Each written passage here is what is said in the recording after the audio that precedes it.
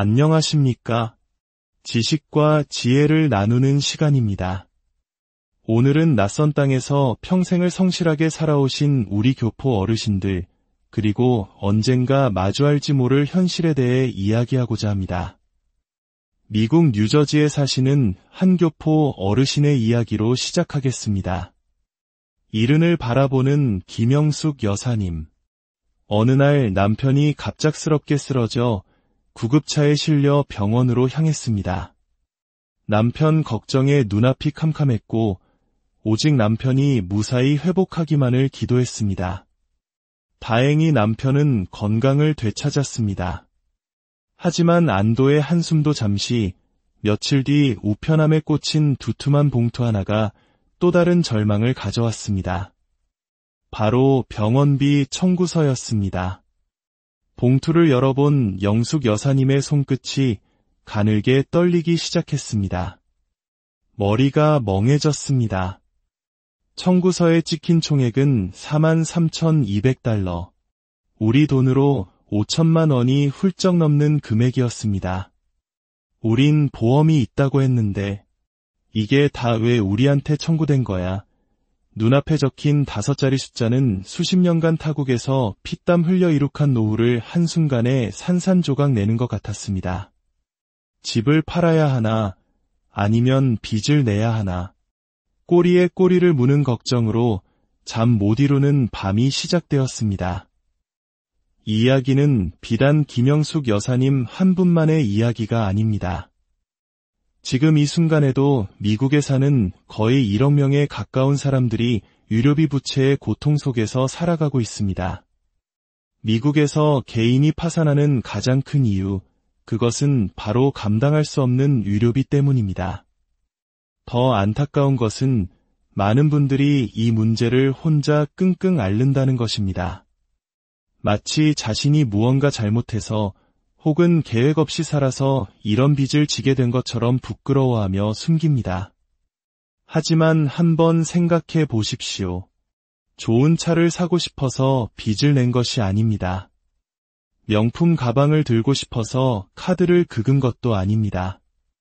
예고 없이 찾아온 질병과 누구도 원치 않았던 사고, 그저 살기 위해, 생명을 지키기 위해 치료를 받았을 뿐인데 그 대가로 날아온 것이 바로 이 거대한 청구서입니다. 많은 교포 어르신들이 이렇게 한탄하십니다. 이민 와서 정말 힘들게 벌었는데 결국 병원비로 다 나가는구나. 보험만 믿고 안심했는데 나중에 보니 보험 처리가 안 되는 항목이 이렇게 많을 줄은 몰랐어. 그렇다면 우리는 이런 절망적인 상황에 놓였을 때 어떻게 해야 할까요? 당황해서 신용카드를 꺼내 할부로 결제해버리면 그것은 더 깊은 함정으로 빠지는 첫걸음이 될 수 있습니다. 왜냐하면 병원비는 원래 유료부채로 분류되지만 이것을 신용카드로 결제하는 순간 소비자 부채로 성격이 바뀌어버립니다. 그렇게 되면 이자율은 훨씬 더 높아지고 만약 제때 갚지 못할 경우 신용점수에도 훨씬 치명적인 타격을 주게 됩니다. 한번 연체되면 그 빚은 눈덩이처럼 불어나게 되죠. 그러니 거대한 병원비 청구서를 받았다면 가장 먼저 해야 할 첫 번째 단계는 이것입니다. 절대 당황하지 말고 깊게 숨을 한번 고르는 것입니다. 그리고 청구서를 처음부터 끝까지 아주 꼼꼼하게 읽어보는 것입니다. 총액만 보고 지레 겁먹지 마십시오. 중요한 것은 세부 항목입니다. 아마 많은 분들이 놀라실 겁니다. 한 연구에 따르면 미국 병원 청구서에 무려 80%의 크고 작은 오류가 있다고 합니다. 있지도 않은 중복 청구, 받지도 않은 서비스 비용, 보험 네트워크 내의 의사인데도 네트워크 외부 비용으로 처리된 경우 등 상상 이상으로 많은 잘못된 항목들이 포함되어 있을 수 있습니다. 따라서 청구서를 받으면 반드시 병원 업무과에 전화를 걸어 항목별 세부 내역서를 요청해야 합니다. 이것은 환자의 당연한 권리입니다. 내역서를 받았다면 이제 우리는 탐정이 되어야 합니다. 각각의 항목은 CPT 코드라는 표준 코드로 기재되어 있습니다. 헬스케어 블루북이나 페어 헬스 같은 웹사이트를 활용하면 내가 받은 시술이 이 코드에 해당하는지, 그리고 다른 병원에서는 평균적으로 얼마의 비용을 받는지 비교해 볼 수 있습니다. 만약 터무니없이 비싸게 책정된 항목이 있다면 그 자리에서 즉시 이의를 제기해야 합니다. 자, 이제 두 번째 단계입니다. 세부 내역서를 꼼꼼히 확인했고 모든 항목이 정확하다고 가정해 봅시다.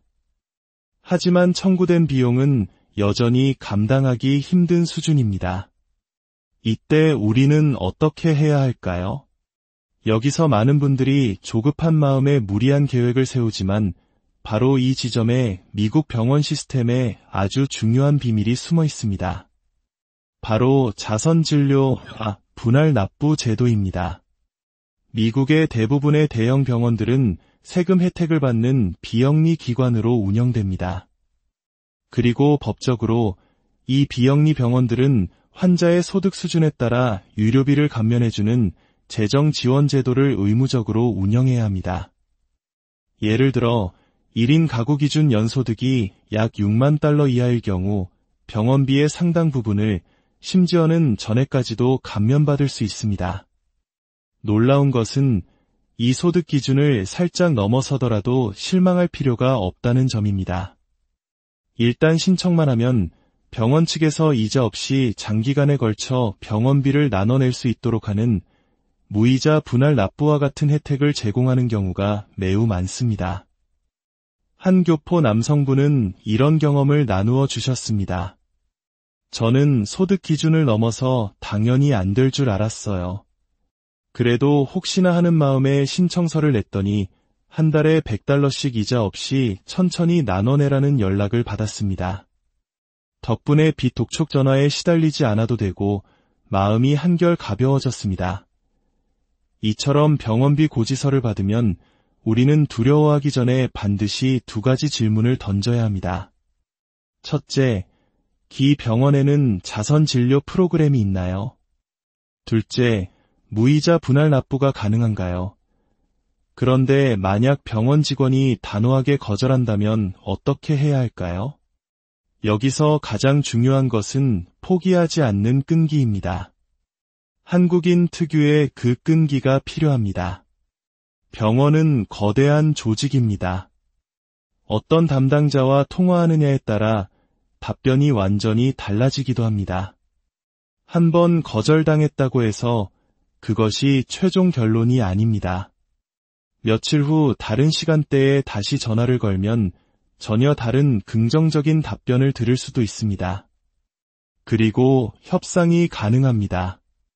실제로 어떤 분은 $1,300 청구서를 끈질긴 협상 끝에 $350로 깎았고, 또 어떤 병원은 지금 당장 일시불로 낼 수 있다면 총액의 30%를 할인해주겠다고 먼저 제안하기도 합니다. 중요한 것은 일단 말을 꺼내보는 것입니다. 그리고 이 모든 과정에서 반드시 기억해야 할 것이 있습니다. 바로 기록입니다. 모든 대화 내용을 기록으로 남겨두세요. 언제, 누구와 어떤 이야기를 나누었는지 날짜와 시간, 담당자 이름을 꼼꼼히 적어두십시오. 가능하다면 합의된 내용은 반드시 이메일과 같은 서면으로 증거를 받아두는 것이 좋습니다. 나중에 담당자가 바뀌거나 말이 바뀌더라도 이 기록은 나 자신을 지켜주는 가장 강력한 방패가 될 것입니다. 또한 알아두셔야 할 중요한 사실이 있습니다. 병원은 청구서를 보내자마자 곧바로 채권 추심업체, 즉 컬렉션에 넘길 수 없습니다. 예를 들어 캘리포니아주에서는 법적으로 최소 180일, 즉 6달이 지나기 전에는 병원비를 추심기관이나 신용평가기관에 보고할 수 없도록 규정하고 있습니다. 바로 이 6달의 시간이 우리에게 주어진 골든 타임입니다. 이 기간 동안 우리는 질문하고 도움을 요청하고 서류를 신청하고 협상할 수 있습니다. 만약 이 시간을 놓치게 되면 빚은 추심업체로 넘어가고 상황은 더 복잡해질 수 있습니다. 물론 빚이 추심업체로 넘어갔다고 해서 끝은 아닙니다. 이때 우리가 가장 먼저 해야 할 행동은 채무 검증을 서면으로 요청하는 것입니다. 법적으로 채무자는 추심업체에게 이 빚이 정말 내 것이 맞는지 그 근거를 서류로 증명하라고 요구할 권리가 있습니다. 최근에는 환자에게 유리한 규정도 생겼습니다. $500 미만의 의료 채무는 아예 신용평가기관에 보고되지 않으며 금액이 크더라도 빚을 모두 갚으면 신용기록에서 완전히 삭제됩니다. 이것은 많은 분들이 모르는 중요한 사실입니다. 지금까지의 내용을 정리해 보겠습니다. 감당하기 힘든 의료비 고지서를 받았을 때 우리가 밟아야 할 현명한 단계는 이렇습니다. 첫째, 숨을 고르고 총액이 아닌 세부 내역을 확인한다. 둘째, 병원에 전화해 항목별 세부 내역서를 공식 요청한다. 셋째, 오류가 발견되면 즉시 시정을 요구한다. 넷째, 청구 내용이 정확하다면 자선 진료와 분할 납부 가능 여부를 문의한다. 다섯째, 필요하다면 할인을 위해 협상한다.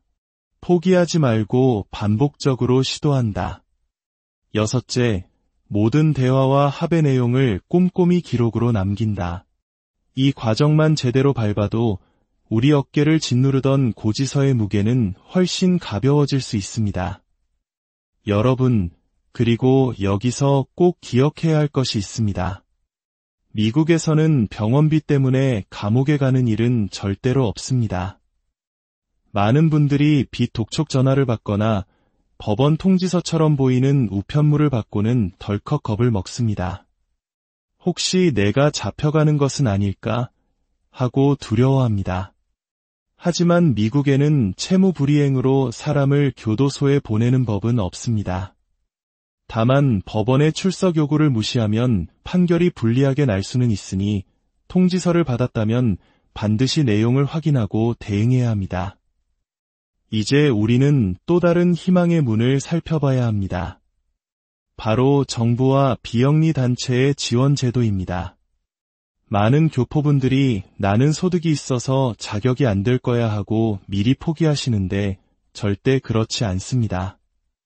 메디케이드나 아동 건강보험 프로그램 같은 정부 지원 제도는 설령 자격이 안 될 것 같아도 일단 신청해보는 것 자체가 중요합니다.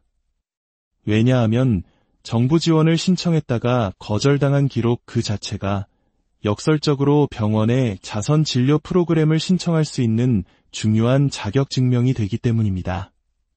신청하는 행위만으로도 새로운 길이 열릴 수 있는 것입니다. 더 큰 희망은 우리를 돕기 위해 존재하는 비영리 단체들입니다. RIP 메디컬 데트라는 단체는 기부금을 이용해 병원이나 추심업체로부터 환자들의 빚을 헐값에 사들인 뒤 그 빚을 아무런 조건 없이 완전히 탕감해줍니다. 말 그대로 빚을 사서 없애주는 현대판 구제기관인 셈입니다. 또한 페이션트 애드보케이트 파운데이션과 같은 기관은 환자와 병원 사이에서 변호사처럼 협상을 돕고 복잡한 서류 절차를 안내해줍니다.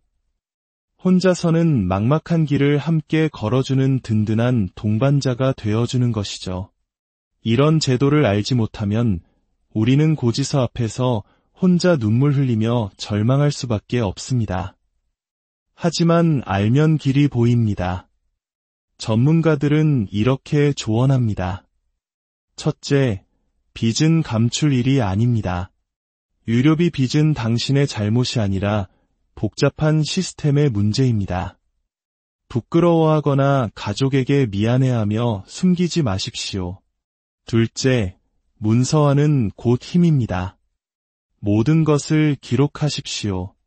기록은 당신을 보호하는 가장 강력한 무기입니다. 셋째, 계속해서 물어보십시오. 병원은 환자가 포기하면 이득이지만 환자가 끈질기게 권리를 요구하면 결국 협상에 응하게 됩니다. 교포 사회에는 이런 말이 있습니다. 미국에서 병원비 고지서는 최종 금액이 아니라 협상의 시작을 알리는 초대장이다. 처음에는 4만 달러였던 청구서가 아는 만큼 움직이고 노력하는 과정을 통해 10,000달러 이하로 줄어들기도 하고 조건에 따라 전액 면제되기도 합니다. 이 엄청난 차이는 바로 아는 것과 모르는 것에서 생겨납니다.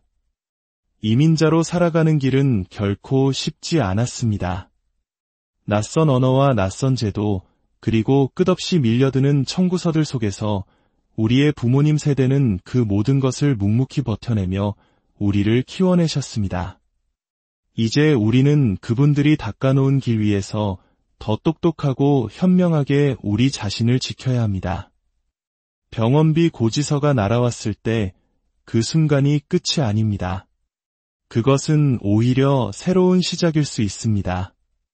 나의 권리를 찾기 위한 협상의 시작, 도움을 요청할 수 있는 지원의 시작입니다.